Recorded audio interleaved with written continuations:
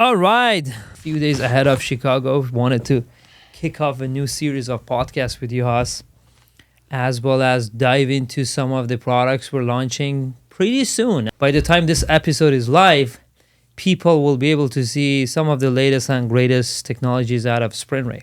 Absolutely. Yeah, we are ready for Chicago. So, Haas, I think the What's last happening? episode we did was with Mark about almost 6-7 months ago about AI Studio. Yeah. So I want to dive into AI Studio with you deep to see what has been the changes and as well as what SprintRay has been up to. And for those who don't know, you and I started SprintRay together Yes. in we 2015. Did. We did. And we're hitting a 10-year Yeah. anniversary pretty soon. I can't believe I know, it's it's unbelievable. took 10 It's years. 10 years, right? And continued. It feels a startup still. It feels very intense. Yeah. Yeah. We're not backing down. We're just figuring out how to even go faster than, Yeah. once you put together these, I always talk about the fact that it's like Lego pieces that you figure out. We have found those main pieces. You put them together. You're like, oh, I have a entirely new workflow, entirely new thing. And it only happened to be when you they always say this. They say it takes 10 years to do something good. to do something really good. Now No, I agree with you. Yeah. So, and as we're hitting the anniversary, I want to play the Kickstarter video. And maybe as I'm looking it up, you share a little bit of history of SprintRay. It started with you and Jing looking at this prototype that he built. This is what I remember. And then you immediately called me and said, hey, we have this prototype that needs design. That's how it kind of started Yeah. from what I remember. Yeah, I was still collecting doing my memory. PhD at USC. You Right. were in South Carolina making power tools, Correct. working for Rigid, right? Yeah, Ryobi and Rigid were the power tools that I was working on. And then this became a late night project. After work, you would spend time on it. I would spend time on it. And we had a lot of back and forth on the Kickstarter. Like, how do we execute on this? What kind of message we want to send? As much as we knew back then, Right, It exactly. was like a 3D printer for everyone. All right, so this is the Kickstarter page. Moonray, you see that? It was green. You read it. Yeah, Moonray, world's best desktop DLP 3D printer. Absolutely. And order Moonray. I think the last update is October of 2016, 422,000.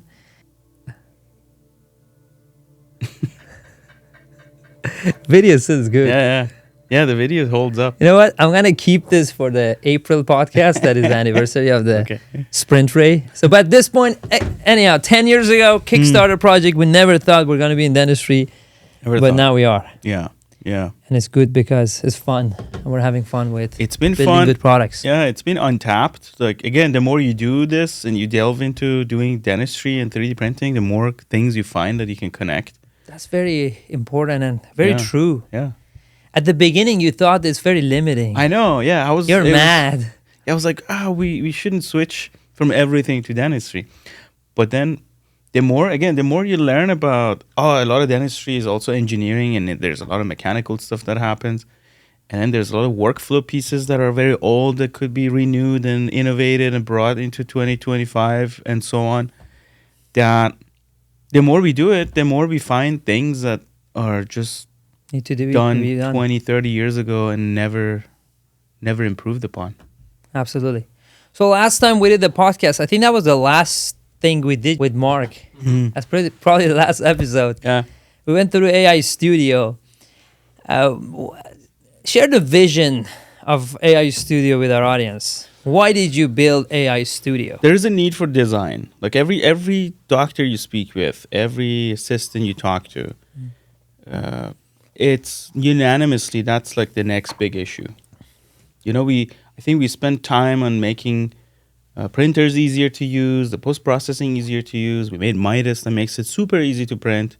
But then you talk about design, and designing the appliance is not trivial. And even though, there has been efforts before, but doing it AI, and now we are doing it, but it proves to be one of those things that it's challenging. Let's put it that way.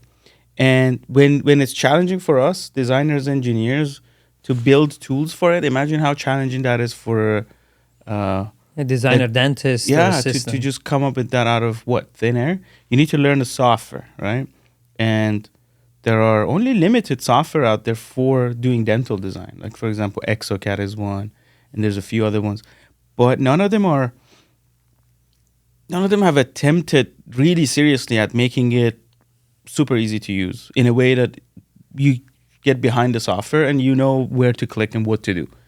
A lot of them need training and all that. So the vision for SprintRay AI Studio was that could we enable the dentist with the proper use of AI to make sure that this thing is easy to use and you don't really need to know a lot before you can use it and get a good crown out of it, for example. So that was the vision.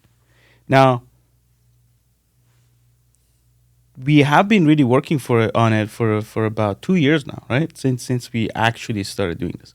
And it's been out for about a few months, let's say 4 or 5 months since we announced it with Midas. For the first time. For the first time, yeah. Well, a generation before the AI, it was the OI, call it organic intelligence. Correct. Which we created a design as a service in order to fill that gap. Because as you said, we figured, okay, a lot of our customers, mostly in chairside clinicians, dental assistants, do not want to design.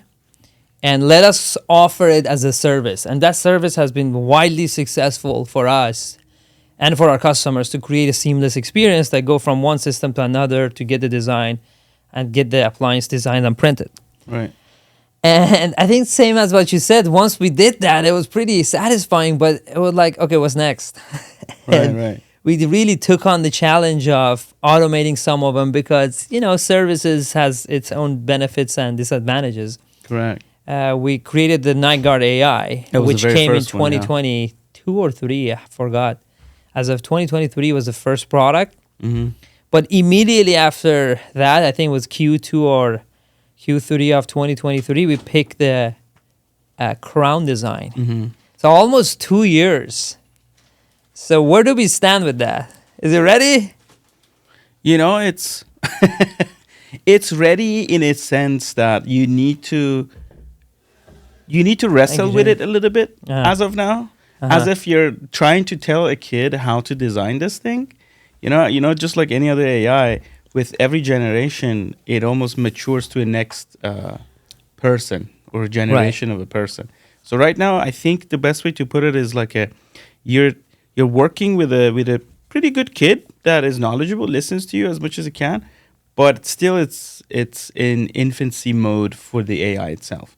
Hopefully within the next few months, we are going to enter into the next gen of this that is going to be more capable, more understanding of nuances of how a proper restoration should be designed. But it's been a great experience. We learned a lot doing this. We also got humbled a lot by doing this. We thought, it's just a crown, right? Like, what does it take to do a crown? But once you get into doing it and you want to do it in a way that medically it's acceptable, I think it's there really right hard. now. You can produce a very good and acceptable crown in most cases. And inlay onlay is next, which we're announcing it in Chicago. I think by the time this video is out, we have that demoable showing it. Why don't you show us the latest? Run a case, record your screen. Let's take a look at it together. So if you're watching the podcast, stay tuned. The second portion of it is Haas showing the latest thing and the technology greatest. That we developed for the SprintRay platform. How do you record it from here? You go open QuickTime. Oh, you got to do it from there? Jesus. Yeah. So it's not like the phone that they put it up there?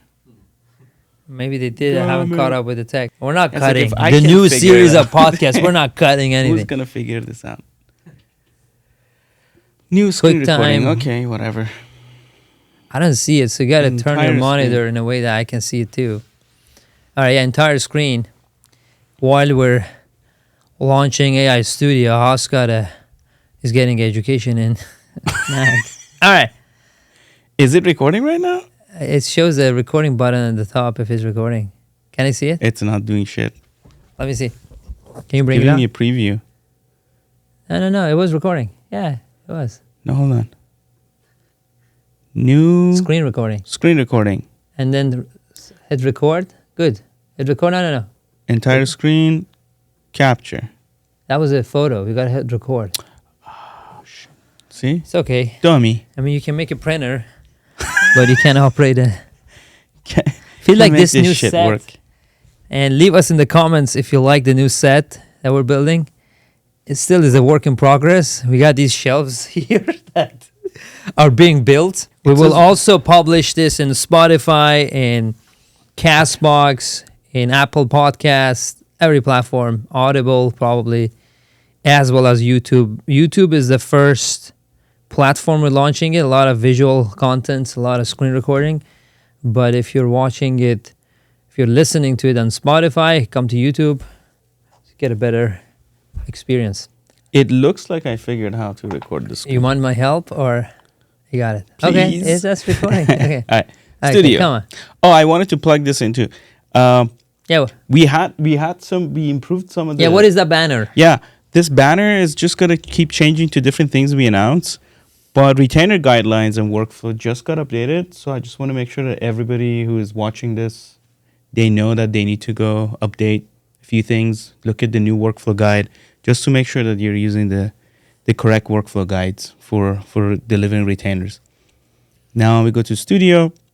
If you guys can't see Studio in your on your end, it's probably because you don't have Midas. If you have Midas, it will automatically show up. It is They still in just beta, Correct. It which is. I don't like, but it is what it is. They just released actually a new the version good of one. it. So yeah. So start a new treatment. You pick a patient. Mark Lorik, no HIPAA for you. Mark has 0. There is this, but let's go through crown workflow. So you need to upload scans first with this. And I think this is pretty much similar to any other setup. You always start with scans. Mm-hmm. You go upper. You go lower. And the good thing is that you get to see those scans right away. The big question everyone asks is, when do you bring color? It's actually in the works right now. Uh-huh. And we understand that detecting like margin becomes much easier when you With have color. color. So it's coming.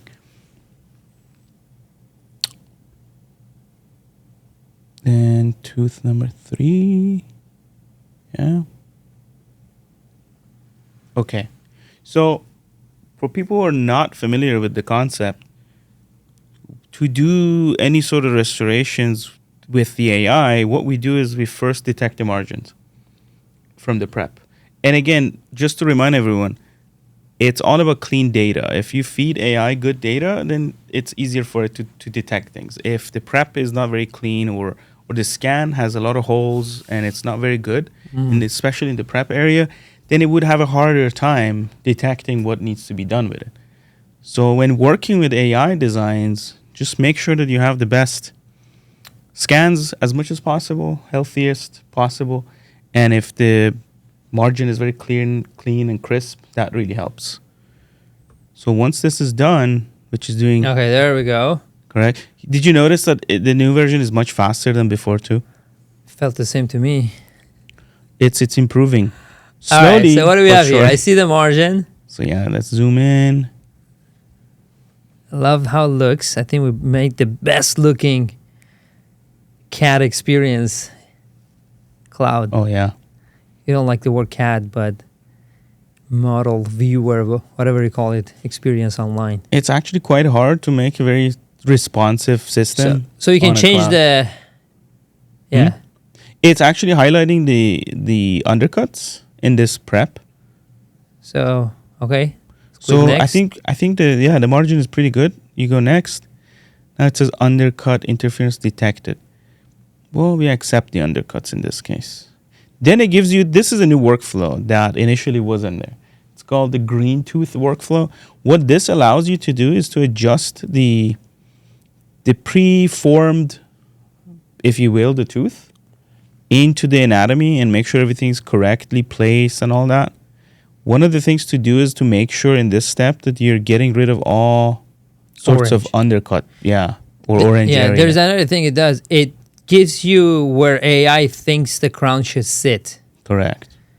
And we added it to essentially confirm and to make sure that the location, you confirm the position. And I think over time, as the AI learn and it gets better, this step could be eliminated. But at this point, we added it to ensure 100% success. So and then you have to cover the orange area with the morph tool, which is pretty fairly easy. You see Haas is doing it. Yeah, and you can do it later, but this step is faster. You know, the fact is that if I can get a crown out of this, then it's probably easy enough. All right. Save and continue. Now it's just adapting the position to the tooth anatomy as well as the occlusion, right? Correct, yeah. How long does that take? 20 seconds, 30 seconds? Let's see. This is a new version now. It used to take longer than this, but now it's pretty quick. Very nice. But yeah, just like the beginning of AI with cars, or early on ChatGPT, you know, it was very limited and then quickly just grew and became the monster that it is today. Yeah, we'll be working on this to make this. That I guarantee. Yes. You're not gonna sit back. Okay, right. This is good. That was fast. Okay. That's a good looking crown. Yeah. I mean, I'm not a clinician, but some of the cusps might be too high, but it's fixable. You can use the sculpting tools again and then get it to be, you know, to your liking. And this was the point. We really wanted to make a software that gives you control so you can actually make changes as a clinician. And okay, there we go. Yep. That's it. Good to go. And then you send it to Midas to print. Correct. Easy, fast. It looks a little bulky. Correct. How do you edit it? So you have the morph tool, for example, as one of those things that you can change. Probably the initial crown was big. I don't know. Maybe. It's a quite interesting case because the cusps are too tall. What about like a heat map of? You can turn on the heat map, and then you can also turn on the opposing tooth and the scan, and then see there we go. The intersections. Yeah. That's sticking out for sure.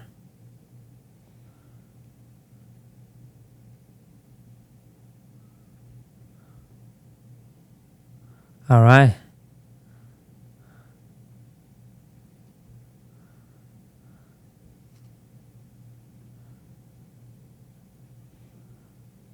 When you turn the heat map on, it becomes a little laggy. Yeah, the heat map calculation is quite heavy processing. That's something that Mark is working on to make sure that it is going to be as real time as possible.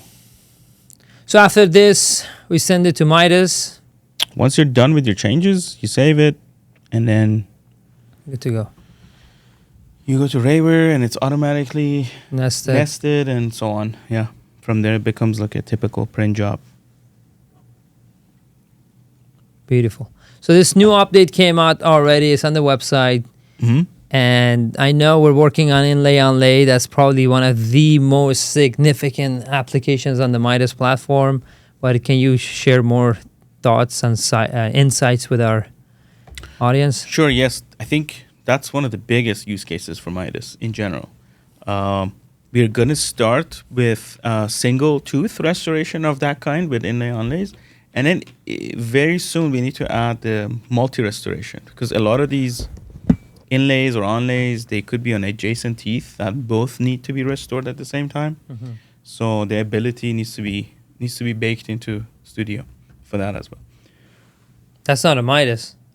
It's not a Midas, but you can easily change it. Somehow it decided to put it on a non-Midas printer. Maybe because I don't have any printers hooked up to my account right now. You can go to the setup, you can change the printer to Midas, and done. And that's a 10-minute print. Correct. Less than 10 minutes. Unbelievable. Yeah.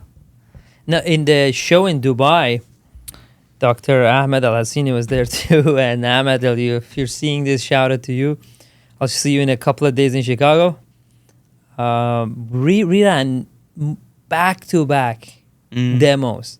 Everything we ran, a lot of them was our preloaded jobs, but customers were bringing files. Everything was sub 10 minutes on Midas. Mm-hmm. Just the whole ease of use of Midas, I think that has been a big decision-making factor for a lot of customers, just because it's so inviting, it's so easy to put into practice, and it just it's not intimidating.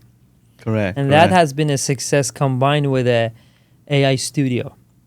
Yeah, remember the early on Midas designs, we were thinking about putting a lid on it and all that stuff, no and then lid. we said no, because there's something about that being just the way it is. It's like there's nothing to move unless it starts printing. That maybe adds to the unassuming look that it has in a way that it's just an object, just like anything else. It doesn't have many bells and whistles. It doesn't need any. Matt Thompson always says the printer is the capsule. In a sense, all the trickery is happening inside of that rather than anywhere else. And people just pick that up and place it. It's the most easy to understand, easy to comprehend interaction that you could have put on it. It's like if we added a lid, which didn't need, it's like that was another extra step that just wasn't necessary. Yeah, and also the whole ease of use is because it's an application-specific fabrication machine. Right. A lot of people ask me, when you make a full arch, will you make it to print night guards and this and that? This point, at least, I'm saying no, because the whole ease of use, the experience is because it's very limited to one application. If you want to do all of those, get a traditional digital printer. Right. But digital press is only a restorative platform today. Correct. Yeah. It adds to ease of use, because it's like this machine is not trying to do everything for you. It's doing one thing at a time. It's like iPhone. Correct. Yeah. You got to get used to that limited experience, but easy, portable. Correct. If iPhone 1 didn't even have any sort of multitasking, remember, it was just one thing at a time. So from that standpoint, it's very similar to that. It's like you just do one thing and one thing only until the next task. Imagine Midas 4. Print a denture on top of a crown on top of a denture. Yeah, you never know. So on the Pro 2 side, and I want to segue into what's coming in Chicago, what have been the feedback recently? I know last time we talked, we just launched it. Just shipped it, right? Shipped it. I think it was back in May or maybe June of last year, almost 9 months. So why don't you share a little bit of our feedback? And we shipped thousands of units. I know the most successful, maybe? That we shipped. Most successful printer we have ever shipped, yeah. Also most capable, most comprehensive, in a way that we don't have to explain to people, you need a 95 or a 55 or this and that. You get one printer, it comes with different kits, and you use it as intended. And we called it the true to STL printer. Right. Because it's very accurate. So intentionally, we also removed some of the fine-tuning things that we had in Pro S, just to see what happens, just to see if this machine was just like drag and drop things into it and print, what happens. And it was pretty successful. I hear from time to time that because of implants, people need to make some tiny adjustments because the CAD software doesn't allow them to. But beside that, the accuracy has been very good. The speed has been the fastest ever. I think faster than anyone else. There was some early Formlabs charts, all BS data. Yeah, I mean, we I don't think we've ever validated their numbers, but with ArchKit, I don't think Pro 2 is... Nothing compete with that, nothing can compete. No, they make the layer thickness 180, 200, and they put side by side. But overall, it's pretty fast. And the other thing I was thinking, that's our 10-year anniversary, and we shipped our most capable printer. It's almost like it took a decade to refine and refine and refine and get to this. Yeah, it's true. It's true. It's I think the entire team is proud of what they did with it as well, because not only we changed technology, not only we had Midas also run as a parallel project as we were doing this, but we also learned a lot from doing it. It was one of the longer projects we ran. And we ended up removing a lot of stuff rather than adding to it. It started with this very It was big at the beginning, yeah. ambitious project. Add that a had a lot of things. cartridge Yeah. and auto dispenser. We This never and liked that. the dispensing like formats. No, I mean there are benefits, there are pros, but there are also cons with every decision. What are the cons? Like the ease of ability. For example, now we have 1 liter packaging, we have half liter packaging, we have quarter liter packaging, and that gives us range in terms of price and how much volume we are shipping to people. So because we want to make it affordable, if we were to ship a kilogram of something and it had to be so expensive, then it would be prohibitive. But when you design a fixed machine to, let's say, a cartridge that is supposed to take this much room, then you're locked into that. With the bottles, we have this capability of changing size, changing variation. But then, yes, there's ease of use with the cartridge. But then that cartridge also had to be shaken. Conditioned, you need to do yeah. this, It's you not need to do that easy as it So when you're sounds. doing a lot of that, It you is might a as well, gimmick. yeah, just go ahead with the bottle itself. It is a gimmick. Also adds to the size of the machine. 4 is bigger than Pro 2. And Pro 2 and Pro S share the same footprint, but Pro S with the 55S was able to do as much as it did, but now Pro 2, 3 times the resolution of that full-size platform. So, Also, the accuracy is on par. correct, yeah. It's like there's no way any of the printers get close to the accuracy of what Pro 2 does. Because of the wavelength, because of the pixel density that we put in And there. all the AI we built into it. Correct. No, those optical panels get calibrated with a 90-point system, grid system, that a camera actually looks at radiometer system, looks at the intensity. So that's how we even out, make sure you print any quarter of the printer on that platform, it just prints. While keeping it quiet, relatively quiet, because it's cooled, because it has to be cooled.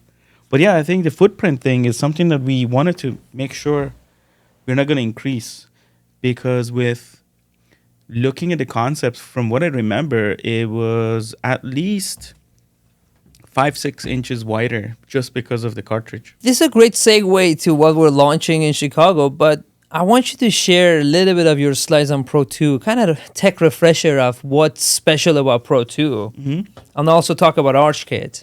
So yeah, Pro 2 has this digital print portfolio that we are talking about. So Midas has Digital press, digital print. digital print, yeah. There we go. Well, I guess people who have bought it, they can be the judge, but I don't think you can find a better Dental 3D printer in Let's the see market. what Mike Trans says about it. But The big stuff is that for the first time we changed the curing engine. We went from the DLP system to this all new LED combined with optical panel system that is high resolution and the accuracy is much better than before. What enables it in terms of masking is the optical panel, providing 35 micron X and Y. As a reference, Pro 95S was 95 micron, or Pro 55S was 55 micron. So this is the first time that we are going sub 50 micron to the realm of 30 and 40. It's also, do you need it? here's what we learned. You do need it. You go, yes, about 30 to 50 is very useful. From 30 down, you're just impeding on light penetration. And So also you, the material limitation. and you don't see the I difference. think 30 is probably the threshold. Correct. Yeah, below 30, it was slower to print because you couldn't get the light through. Yeah. So many A dense lot of pixels. restorative applications need the sub 40 for sure. Correct. You can't really get a good marginal fit. If you're doing multi-implant, the passive fit you want out of it has to be sub 40 Right. for sure. And I mentioned about the calibration. It says plug and play on this slide. That means the calibration is built into the optical panel Yeah, itself. you don't have it here, right? You just, no, I don't have it right here. You just install it on the printer or uninstall it, and it detects that, Got and it. it puts itself into the right settings for it. That's how it comes in and out. And then the light engine, yeah, that's the other piece of it, which is water cooled because it's very powerful. It generates a lot of heat, so we have to cool it down. First time we go to 385 nanometer on this system. We used to be 405. 405 is great for a lot of hobby printing, but when you talk about medical grade, when you talk about the fit and marginal fit on a crown, then you really need this next level of accuracy, which is enabled by this. Also, chemistry is going to get unlocked in the next generation of resins that we already started shipping some of them. Retainer is one of them, or the Crown HT, which we're going to talk about later, is going to do that. So there's benefits from both accuracy and chemistry that comes with 385.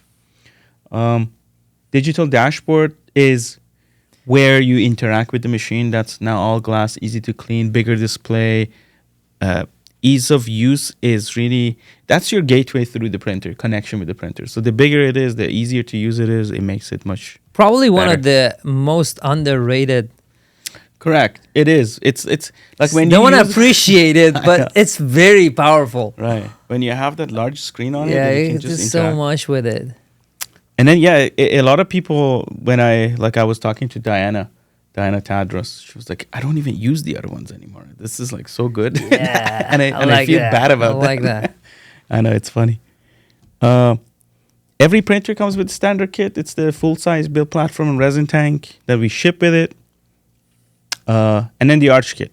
The Arch kit was really born out of the need for saving on resin, efficiency, faster prints, warm up the resin faster, all the good things that you need in a dental office.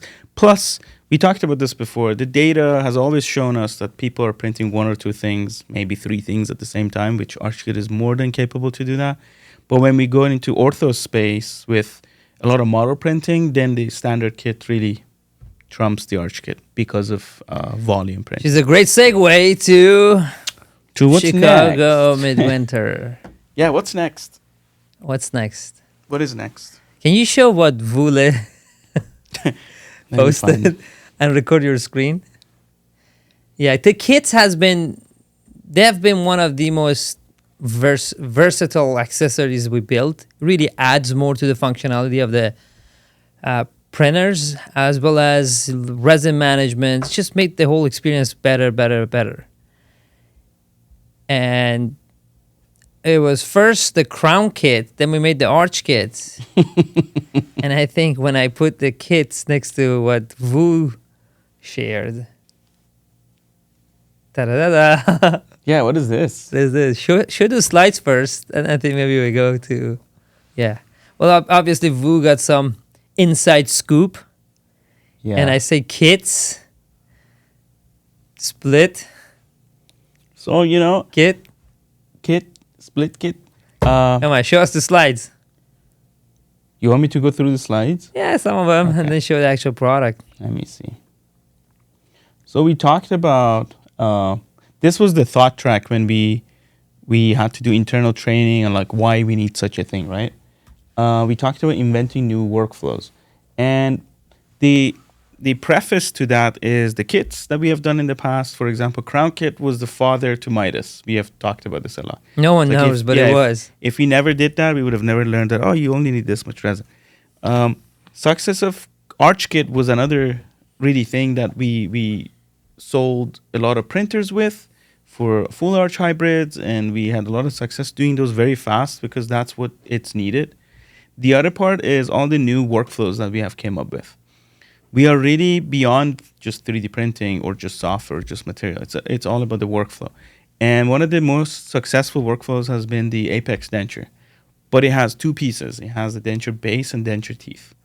So those are the things to remember about this. And then when you look at all things we do beyond just doing denture base, denture teeth, you see that a lot of applications are multi-shaded. There's two colors for things, or there's multiple shades for things, and you may want to print all of them at the same time.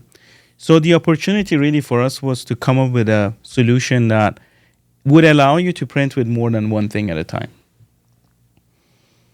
Would allow you to print more than one thing at a time, more than one shade at a time, more You than ready one for it? material at a time.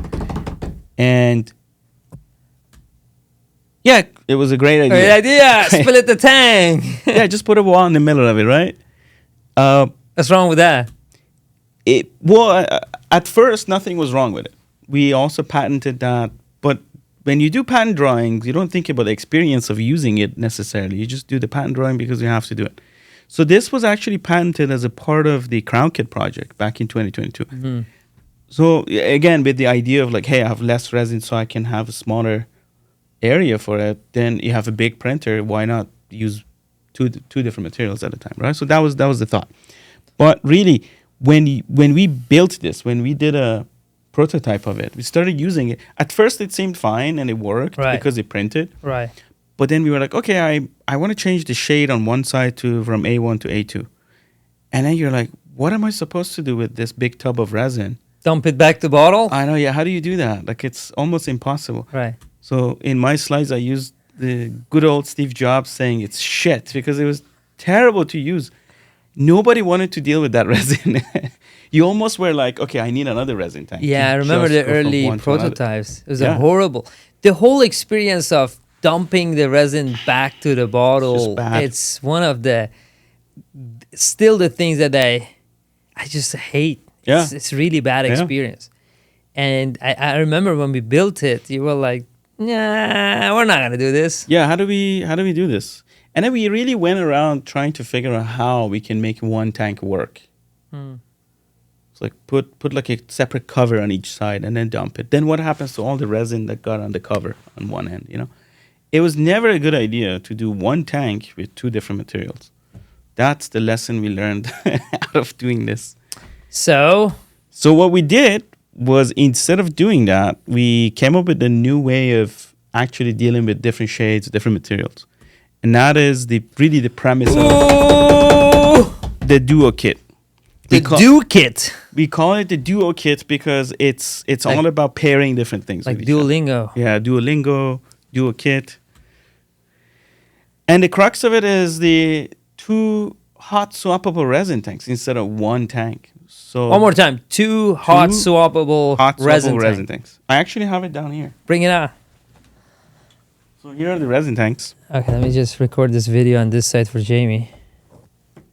There's two of them. With every kit, you get two resin tanks. And these are like little mugs, you know, for resin. They actually have like a mug-like sort of a interface. They all come with this nice rubber cover. And amount of resin it takes, it's about an arch kit, 150 ml. So it's two arch kits next to each other. Two arch kits, correct. Yay! So here's one. Uh-huh. And then here's the other one. Again, every kit ships with two of them to begin with. Right. But since they are not tied to each other, you can buy more of them. You can buy 10 more and then assign different shades and different resins to them. They're still nicely tagged with the RFID. Mm-hmm. So even though the printer has one RFID module, it still detects separately. But how do we do that? Because you can't just leave this on the optical panel, right? So what happens is, let me just move this out of the way. We have something called the smart adapter. And it comes in a... To put it on the Pro 2. Bigger box, yeah. Ooh. So the smart adapter sits over the optical panel as if you have... And here you go. It's smart because it's actually battery powered. And it turns one RFID into two RFID receivers. So the printer can now detect multiple resin tanks, not just one. So as soon as you plug it in and out, it just knows what's happening. So that sits on the printer. It sits on the printer. Once it sits on the printer, and then your pictures all you need to do is just slide them in. Beautiful. Great design, Haas. Easy to use. You're going to adopt this if your workflow allows it. But the adoption really comes from the ease of use. What about the platform? Case. That's the next piece. You really need the platform. So it's not two arch kits, right? Yeah, we give you two arch kits, separate platforms. This is the platform. It's pretty hefty. What we learned doing this is we really started with the idea of let's fuse two different parts to each other. But the more we did it, it was tough to clean if it was just multiple pieces attached to each other. We really, for the first time, we went like kind of crazy with CNC machining. We machined the whole thing from a big block of aluminum. I love the stuff you love to do and play with manufacturing. Yeah, so it's one block of aluminum that we did. Single piece of aluminum, hard anodized, but it's two kits. So and then they dip. In the printer, what happens is that this just goes right into both, and it prints. Look at that! Look at that! And then Beautiful. once you're done, you cover these resin tanks and remove them from the printer. But yeah, a lot of manufacturing, a lot of things had to be figured out for this to come together, especially on the electronics part of it, to make sure that the printer is able to detect different resin tanks at the same time. So what can you pair? Almost any compatible resin. By that I mean if the cure times are close to each other. Denture-based does it denture matter? teeth. I think you get background curing if one of them is very long and the other one is not. But a lot of our resins are very fast these days. They're within a few seconds of each other, so I don't think there's going to be that Yeah, problem. that's the beauty of us vertically integrating and formulating the whole thing by ourselves. When you're just thinking about hardware, you build a hardware that doesn't work with a lot of resins. But at SprintRay, because we formulate our own resins and we make our own AI, we make our Right. own hardware, everything is synchronized to work very seamlessly together. So by that, you mean denture-based denture teeth, That's the obvious one, yeah, for sure we're going to do that. different shades of... Different shades of model resins, different shades of Yeah. sports guard resin, different shades of smile design mock-up resins like digital temp, surgical guide and crowns. What else? Models. There was one idea that I think needs design, and that's the hybrid dentures that instead of you characterizing by hand, you print with denture base gingiva part, and then you attach it to Onyx. Do you have slides? I do have a slide, yeah. So I think denture base and denture teeth will be... There we This go. is an Denture base and obvious, denture tooth yeah. is the most obvious. Especially you're doing chair side, you're doing one case, even lap side, you can pair them so patient management is easier. Mm-hmm. So the size is arch kit, they fit, 45 minutes. Woo, that's fast. To do base and tooth, 45 minutes, that's ultimate. Correct. The Efficiency. shorter model is always free in the case of using Yeah, you get DuoKit. that one as a bonus. Correct. So what else? We featured restorations Oh, in the even study quad models, die yeah, and and a crown. The slotted hybrid is what we called it. that's hard to design though. I don't It think needs if it's, design, yeah. It needs we exocad. don't probably. design it, yeah. And then let's say night guard and sports guard. Guarded and yeah. guided. No. Yeah. Sport guard and night guard. What I don't have here in as part of my slides is surgical guide and a crown. Like you do the implant and then you also temporary crown it or definitive crown it. Mm-hmm. But yeah, the other thing is we're going to see what people are going to come up with. I'm sure there's going to be a lot of workflows that this is going to enable. That, hey, if you had two printers that could run at the same time, technically, then what would you do with them? What would you pair with another thing? Yeah, leave it in the comment. Correct, yeah. Ships in Q3. Yes. That is available. It takes some time. So maybe share why hardware takes so long. Why it What takes goes long. into it? But before that, just like always, every design you touch us is beautiful, Thank you. seamless, design, and patented. Correct. This is patented. It was patented as part of Crown Kit again. Yeah. But this design So is if you a different copy it, execution. we're gonna go after you. Yes. Don't copy. Don't copy, guys. Just be creative. Come up with your own things. So I love that. What about the lid? The lid is also stackable, Oh, yeah. You can just put them on top of each other. just like the Pro 2 tank. Yeah. Otherwise, Mike Tran will complain. No, it will work. Don't worry. Mike, if you're seeing this, leave a comment. Mike, what are you going to name the Duo Kit, if not Duo Kit? The We were was Ruby, right? Printer was Ruby. Yeah, Funny. that was funny, actually. So why does it take long time to do these things? Well, for one thing, I just Yeah, told you the why- story, right? why- The story was like, oh, we had an idea, but it was shit. How long did it take to make Pro 2? Oh, that one take quite a long time because we were exploring different ideas. That was like and 4 killing years. many ideas. That was like 4 years. Yeah, it was. We had quite to do long Pro S in between to keep the to keep things ball going, yeah. rolling a Yeah. little bit, and then do it. That was like 4 years, maybe no 4 years. I mean, we had This was less than a year, right? And Right. by the time you ship, it's a year. correct. So why it takes a year? Because you build and rebuild. You build something and you're not happy with it. Either it needs more or it needs less. And this process just takes some time. You have to build the next prototype and then see how that one works or feels or Right. makes sense. When was it?